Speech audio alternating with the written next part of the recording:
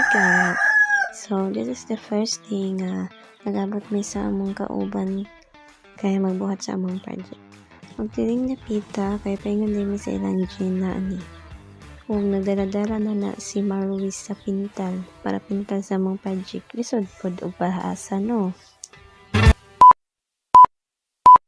Everyone, so for today's video is kuyugi mi ninyo magbuhat sa among project entitled Fruit Cocktail Machine sa akong mga kauban.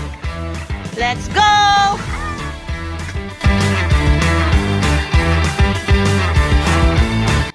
Kung sa diring dapita, mikos-mikos lang sa nato ni. Magkita lang ta balik sa next episode mga higala.